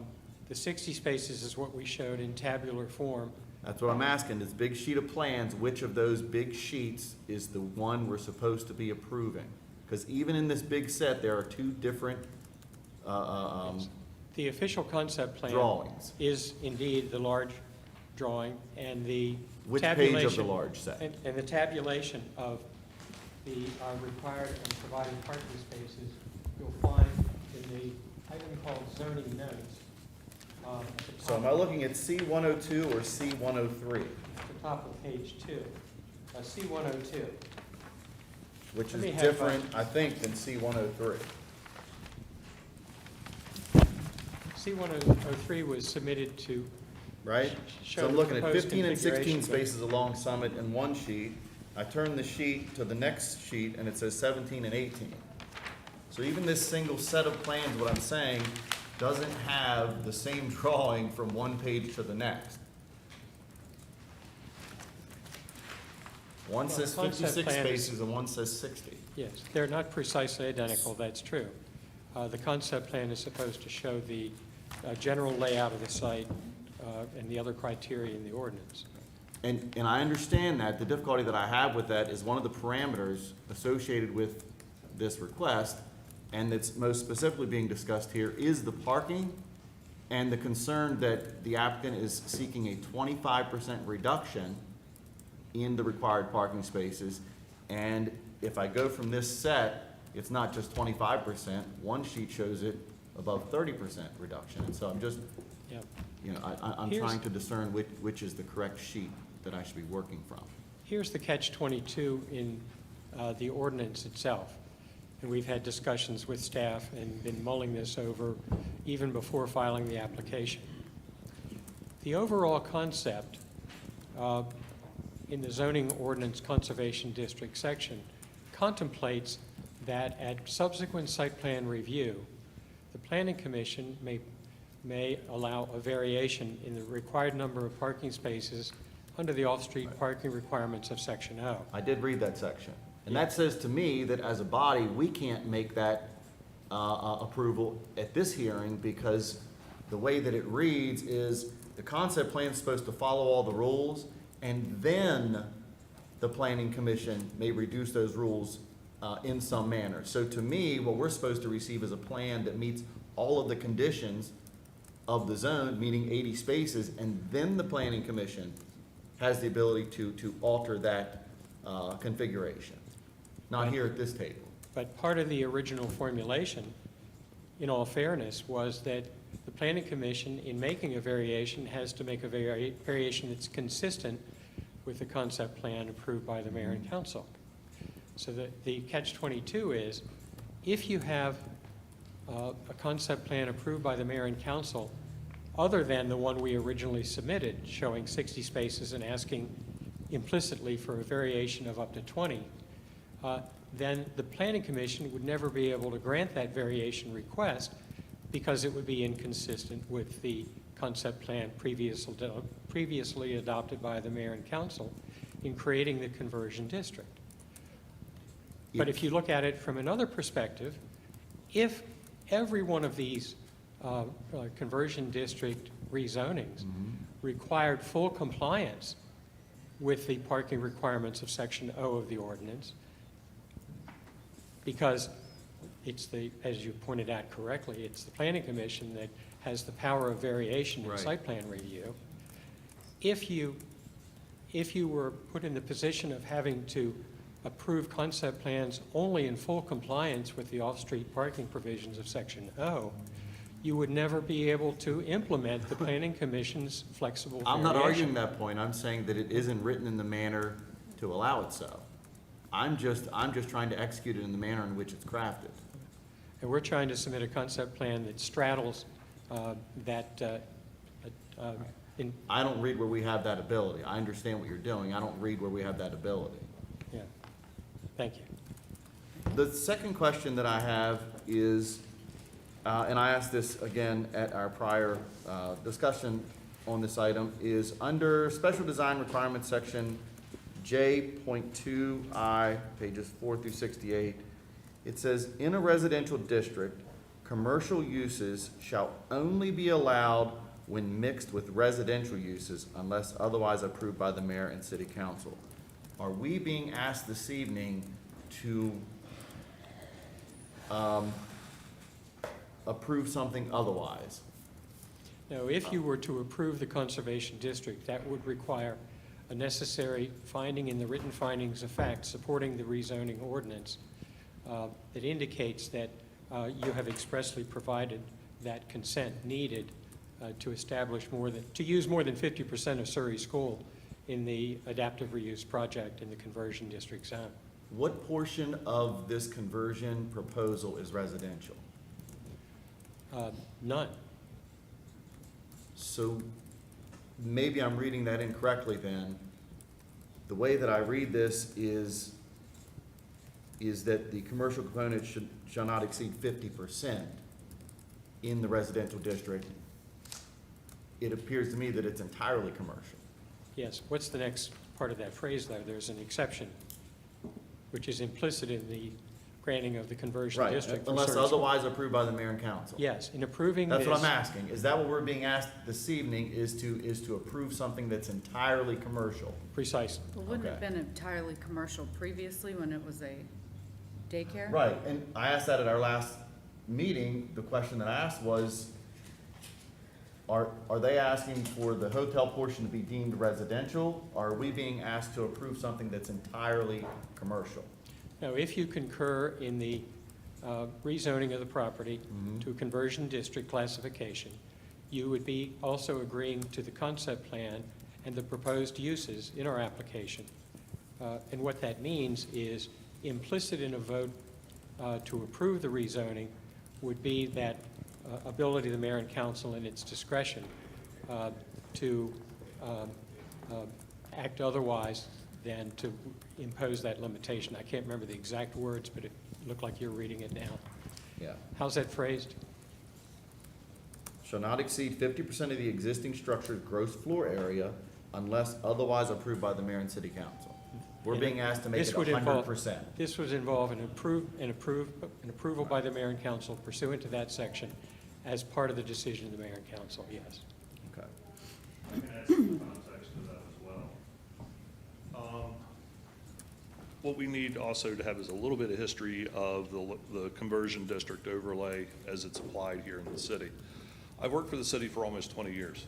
This is the first conversion district that's gotten to this point. Historically, what we found was that this particular zoning tool has been rather, no, I wouldn't say rather, overly restrictive and not very flexible for developers to come up with alternate development plans for properties. Historically, there was a requirement that it had to be more than a certain amount of residential. A couple of years ago, in looking at the ordinance to try to find ways to make this tool more flexible, more user-friendly to potential redevelopers of sites, we loosened, with your permission, you adopted the zoning text amendments to loosen some of those requirements. So one of the things that was put in there was essentially this exception in the ordinance that says, upon hearing a case, seeing a proposal, this body can approve an exclusively commercial overlay as a commercial, as a conversion overlay district. So that's why that language is in there. It allows you to say, yeah, the ordinance says it should be a mixture of uses, but we're going to give you all commercial. I agree, and I think that's why it makes it even more paramount in such a situation where we're being asked to consider something to go from 50% residential, 50% commercial to entirely commercial in a residential zone. I think it makes it even that more paramount that I understand very clearly what the actual concept plan is, and I'll point that out in a second. But the second question, or the third question that I had was, under item number 2 of that same page, it says the development shall be for an existing non-residential structure containing at least 2 floors within which all proposed uses except parking will be contained. That was amended. That took effect as part of the last annual package of amendments, which went into effect about 4 weeks ago. So they don't need to have all proposed uses contained any longer? No. So the terrace is good to go? It's good to go. Okay. So, because that isn't iterated here in the response.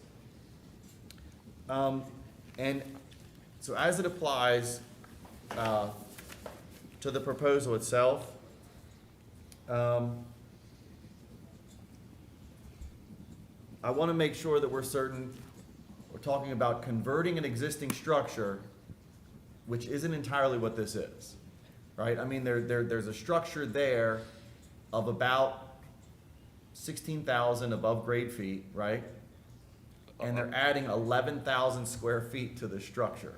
So they're increasing the size of the structure by 40%. They're not converting an existing structure. And I think that that's important as it applies to the consideration of converting a structure rather than expanding and further developing.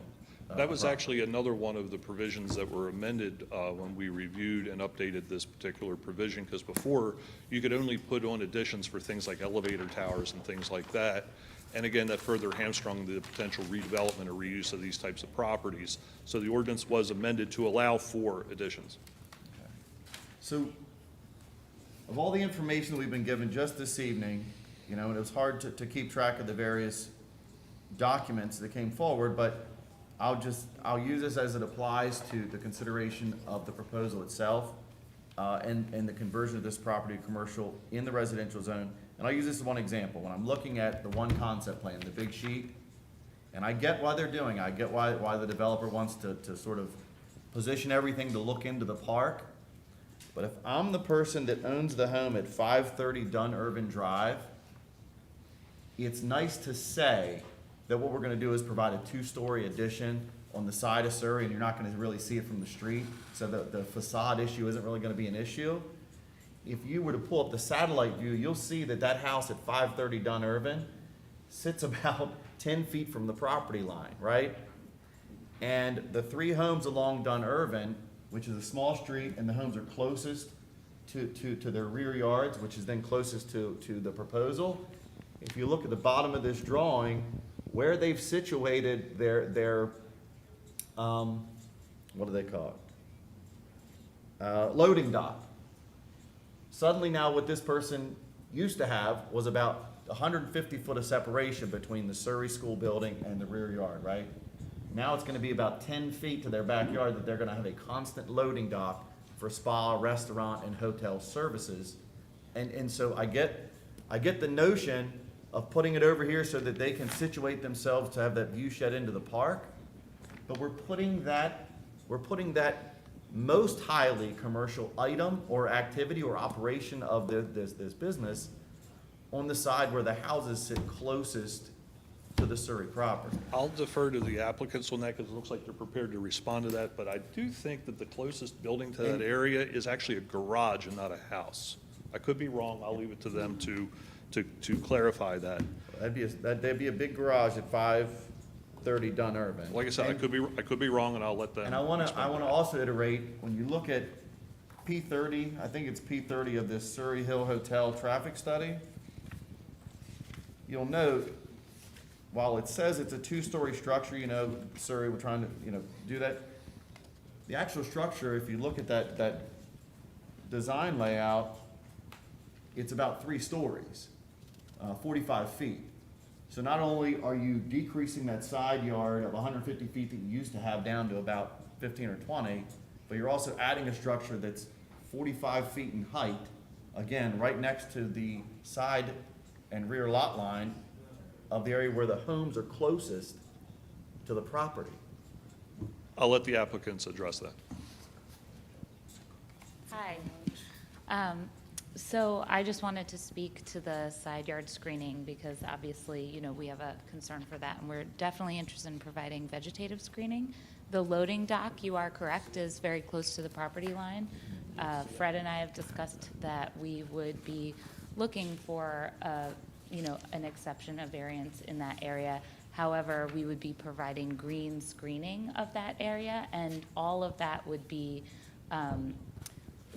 the loading dock actually goes down in grade in order to allow for, a box truck or delivery truck to access the loading dock so that its bed height is at the level of the loading. So that area actually goes down below grade somewhat, so we would have on your screening and a wall. P30 of the application, it's literally the last page in the packet you got from staff. It's the best 3D view of that. I mean, clearly that structure is gonna sit, dominantly above the rear yard of the home, the 3 homes on Dunurban. And I'm just curious, on the other side, where you have the historic sort of orchard house that was there, I get why you're not doing it, but that clearly is a single house that's much further off of the side property line than the homes that back up off of Dunurban Drive. Sorry, so your question is why we didn't locate that somewhere else? Right, Or if you're just building pointing those out two the? wings, right, that are pretty much identical, why you didn't put the loading dock on the side where it is the least impact to the residential neighborhood versus putting it on the Dunurban side, which is the highest negative impact to the existing So, residential neighborhood. so you're saying to the northwest corner of the site? Correct. So, off the site over here is the crosswalk to the entrance of the city park. It's just across the street. And so our goal is to not have like the trucks interrupting, and these are trucks that are not coming often. This is like a food delivery truck, servicing the restaurant. Is to, stay further clear of the city park entrance as well as the crosswalk in that area. And so I'll have Jack comment on the wings. Yeah, well, it was only to say that the wings are 35 feet in height, which is consistent with what a single-family house, if it was RMOD zoning, would be permitted to be in terms of height.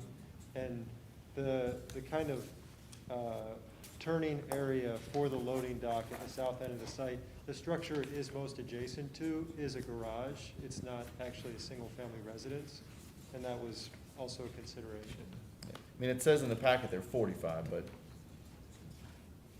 And it's 35, I'm not sure where it says 45, but they're 35 feet in height. like I said, we've been handling a lot of new stuff this evening, so. And then the last comment I'll make, and again, I'm not sure which plan I'm supposed to be saying yes to. is the comment that was made by one of the residents, is that, yeah, I mean, I've lived in the neighborhood, I'm 46, I've been there about 46 years, and so, clearly, City Park, if anybody's ever parked on the south end lot, it's a small lot, hard to get in and out of, and it's always overwhelmed, and it puts everybody on the street right there near the florist and the barber shop and stuff. And the peak demand is clearly not a weekday evening for activity within the city. It is clearly a weekend, and so, you know, I would never guess that the numbers of 29% parking occupancy, you know, would happen on a weekend with any type of activity in the park. So we did, thank you for that. We did do 2 survey periods on a weekend. So we did a weekday evening and also 2 survey periods during the weekend. We did, to your point about park events, I mean, we wanted to capture a park event. From the start of the project to this point, there has not been an event in the park. We looked, in the next event, I think, is June the 10th. So, yeah, we would have loved to have captured what the demand looks like during the event. But I would note that I don't think we should, you know, I just did a scan of a number of events. There were 10 events through, I mean, there could be more, but there were 10 events noted on the website, including movie nights, summer concerts, and a Christmas tree lighting through December the 2nd. So I just think we can plan for and we can manage what happens in a situation, whether it's 10 or even a few more times per year during these special events. But the other time periods, we think we've adequately captured with the 3 parking survey periods. So we're not to consider this drawing where it discusses future, you know, red curbing in Yes, front of. I think that's not part of the plan. Yeah, I think the most important part of that drawing is to say that we accounted for the potential loss that is to be determined of on-street spaces because of the new curb cut. So we wanted to be comprehensive in saying what we see today, there could be a small reduction in on-street spaces, but even with that reduction, we have accounted for that and saying there's more than adequate supply on-street or off-site. Do you have any additional questions? No. Do you guys have any additional questions? Nope. Okay, then we will leave the record open for 10 days and conclude this public hearing. All right, have approval of the minutes, please. Madam Mayor, I hereby move for the approval of minutes as presented for the mayor and council meetings held on April 5th, 2022, April 12th, 2022, April 19th, 2022, and April 26th, 2022. Second. Any discussion? All in favor? Aye. Any opposed? Motion carries. Consent agenda. Madam Mayor, hereby move that all the consent agenda be approved as presented. Second. Any discussion? All in favor? Aye. Any opposed? Motion carries. Adoption of Charter Amendment Resolution, repeal and reenactment with amendments of Charter Article 7, Section 717. Madam Mayor, move for the adoption of Charter Amendment Resolution providing for repeal and reenactment with amendments of Article 7, Section 717 of the Charter of the City. Upon council to the city was recommended that such charter section be amended. The amendments change the name of such charter section from bond issues borrowing to general obligation debt. The amendments further expand the manner in which the notice of sale or a summary thereof may be published or otherwise disseminated when city general obligation debt is sold by solicitation of competitive bids at public sale in order to conform to current or future customary procedures for such method of sale, and such amendments detail the procedures for authorization of the city's general obligation debt and provide the city greater flexibility regarding the issuance and sale of its general obligation debt. Second. Any discussion? All in favor? Aye. Any opposed? Motion carries. Approval of an ordinance, local conversion district overlay for Cypress Street. Madam Mayor, hereby move that the mayor and city council approve an ordinance for a local conversion district overlay, including proposal for additional parking endorsed by the Planning Commission on property located at 4 Cypress Street. Second. Any discussion? All in favor? Aye. Any opposed? Motion carries. Approval of a non-exclusive license agreement with the Korean War Veterans Association, Antietam Chapter Number 312, Inc., for use of the city-produced Korean War movie. Madam Mayor, I hereby move for the approval of a resolution giving non-exclusive use of the city-produced Korean War movie to the Korean War Veterans Association, Antietam Chapter 312, Inc. The movie will be incorporated into a display about the Korean War at the Fort Ritchie Museum located in Cascade, Maryland. Second. Any discussion? All in favor? Aye. Any opposed? Motion carries. Approval of a user agreement with the Hagerstown Area Summer Swimming for use of Potterfield Pool. Madam Mayor, I hereby move for the approval of a resolution to enter into a user agreement with the Hagerstown Area Summer Swimming for use of the Potterfield Pool. The fee to the city of Hagerstown for the use of the pool will be $1,000. Second. Any discussion? All in favor? Aye. Aye. Any opposed? Motion carries. Approval of a user agreement with the Monocacy Aquatic Club for use of Potterfield Pool. Madam Mayor, hereby move for the approval of resolution to enter into a user agreement with Monocacy Aquatic Club, MAC, for the use of Potterfield Pool. The fee to the city of Hagerstown for the use of the pool will be $3,000. Second. Any discussion? All in favor? Aye. Any opposed? Motion carries. Approval of a user agreement with Cumberland Valley Model Yacht Club for use of Lower Lake at City Park. Madam Mayor, hereby move for the approval of resolution to enter into a non-exclusive user agreement with the Cumberland Valley Model Yacht Club, a member of the American Modeling Yachting Association, for the use of the Lower Lake at City Park. The agreement is for 3 years, commencing on September 1, 2022. Second. Any discussion? All in favor? Aye. Any opposed? Motion carries. Traffic pattern change, converting a portion of Brown Avenue to one-way eastbound. I hereby move to authorize staff to change Brown Avenue to one-way eastbound from Summit Avenue to Guilford Avenue, with parking to remain on both sides of the street. I authorize Public Works Department staff to make all necessary changes to signs and painting curb red at driveways and street intersection as outlined on the attached plan. Second. Oh, my Second by Takesha. Any discussion? All in favor? Well, I'm sorry. What? No Sorry. discussion. Go ahead. I'm truly happy we're doing this. If you've ever traveled down Brown Avenue and, had to navigate between parked cars on both sides of the street and a car coming at you, I guarantee you, this is a smart move by those on the Board of Traffic and Parking. Oh, that's a great board. Any further discussion? All in favor? Aye. Any opposed? Motion carries. Approval of a resolution, renewal of a memorandum of understanding between the Hagerstown Police Department and the Department of Social Services, Division of Adult Protective Services. Madam Mayor, I hereby move for the mayor and council approval of a resolution authorizing the Hagerstown Police Department to renew an agreement with the Washington County Department of Social Services.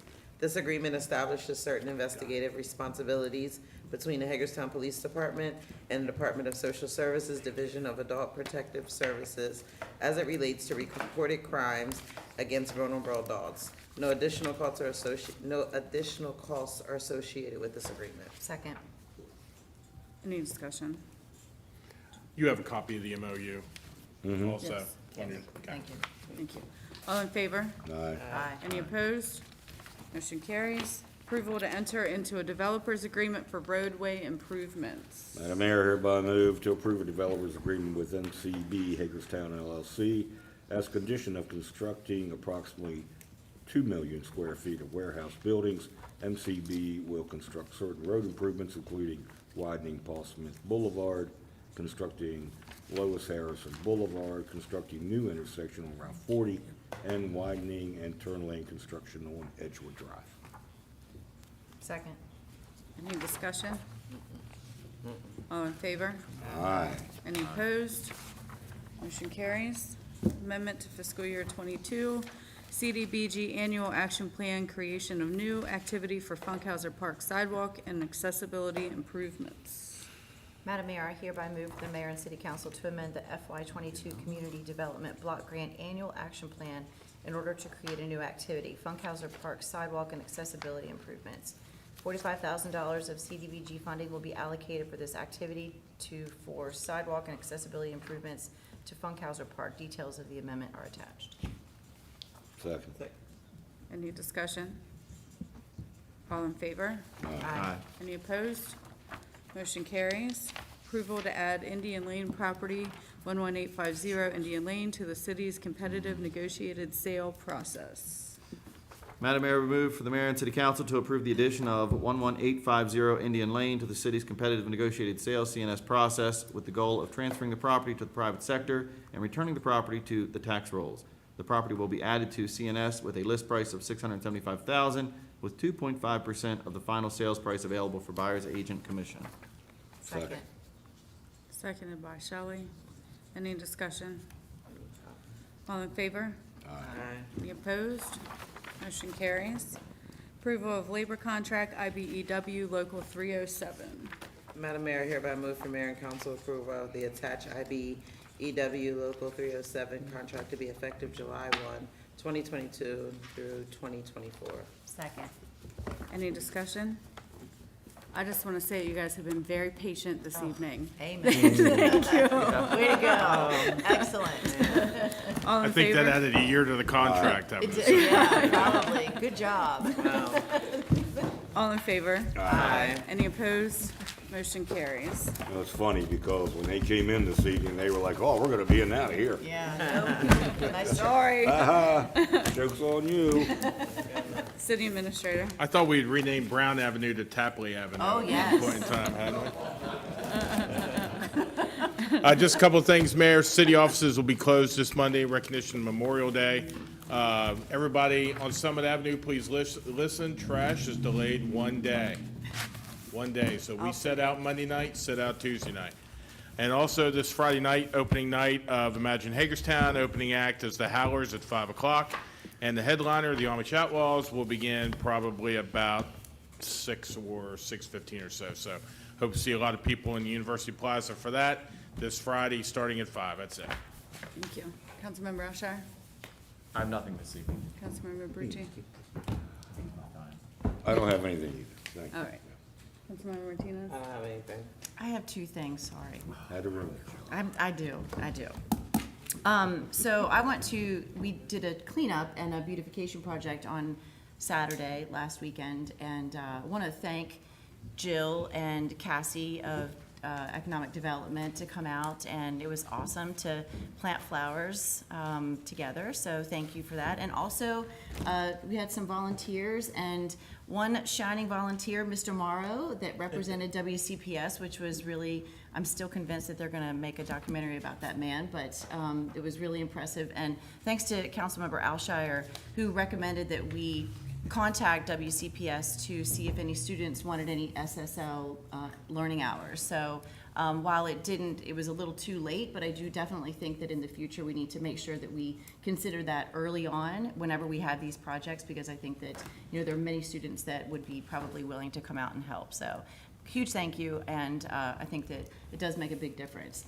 The second thing that I have, Mr. Staub, has come in here consistently, on a monthly basis, and definitely is concerned and plays an active role in trying to better his neighborhood, along with the other individuals in that neighborhood. And we all know that we try really hard with the different organizations that we are a part of and reaching out. And I know that city staff tries, I know HPD tries, I know that all of us are making efforts, but I would really like to see a discussion at a work session where we have the individuals, whether it's the health department or the homeless coalition. You and I have talked about it, maybe so there is something that we can hear where things are being done, and we can figure out some way to make it, because while Sheets is, sure, it's an issue. We all know it's an issue, and none of us like it. So there just has to be a better way for Mr. Stout to, not be this, person running about trying to save it. There's all of us that need to work together. I agree wholeheartedly, and he just comes in here too consistently for us to just, I think we need to do a little bit of listening to hear what's going on and how we can help. You mean be proactive? Well, I think we're proactive. I think that we do things. I think that I think all of us individually as council members, I think that we try, but I'm not sure if I know that there's other efforts going on, but I think that the public needs to hear, Mr. Stout comes in here and we feel that pain also. I think that it would be nice to have a work session is to hear like, okay, here's our next steps. That's just, I feel for him. I don't like it either. So funny you should say that. Ooh. There's There's more. Yeah, but wait, there's more. Scott and I actually discussed that this morning, because for several weeks, months, we were meeting every 2 to 3 weeks with the health department and with the homeless coalition and saying what is going on and what role can the city play. But we all see what's happening here, and let's face it, there are a lot of organizations who aren't stepping up to the plate that should be. And Goodwill is carrying a lot of the weight of other organizations that are getting federal and state money, and we look around and wonder what's going on. So we've had those meetings, but I think it's right, it's time to have them in public, and we discussed that earlier, putting it on a work session, inviting the homeless coalition in, inviting the health department in, finding out what role the city can play, and finding out what we can do to make the other organizations that have resources at their fingertips start helping a little bit more. Because we do have a large population of citizens who are hurting and need services, and it's very clear that what we're doing isn't working, so we need to take the services with them, and we have enough people to do it, we just gotta get them to do it. Thank you. I appreciate that. Thanks. I have a suggestion on that. If we do that, if we have these agencies in, maybe we make that just one meeting, and we do that at the same time we hold a joint meeting with the county. Well, the county has rejected our request for joint meetings. So they may not want to come. So- Maybe they're not coming. That's been since January, so if anyone would like to ask them for another request for a joint meeting, but as of now, our first 2 requests went ignored, and then the third was denied, so. Well, they it's have great, to play a role. great They play idea a in role theory. this too. They play Yeah. a role in this too. I know, contrary to popular belief, Hagerstown is in Washington County. Yeah, they play a role in this too, and I agree. I think that the invitation needs extended and that it should be, it's a discussion that needs to be had and they need to be a part of it. Agreed. The only other thing I have to add is congratulations to the 6 graduates of the first graduating class of drug court. Takesha and I got to attend their graduation on Thursday, and it was incredible hearing their stories. A lot of them, the large majority of the 6 had a very long rap sheet of history of substance use and criminal history, and they chose to voluntarily enroll in drug court and graduated. All of them with clean dates in some late 19, some early 2020, and their stories were really incredible. So thank you to Judge Wilson and Jennifer Bricker and everyone else who's been involved in providing an alternative treatment resource, and it appears that it's working, so it's exciting. And thank you to everyone who came out for our community cleanup and for planting flowers and for picking up trash, and to the fire department for coming out and all of the volunteers that made it a success. Downtown looks awesome, other parts of the city look awesome, and hopefully we can keep that going. And with that, I know everyone wants to go to bed, so we're adjourned. Have a good night. Go to bed. Go to bed. Go to bed.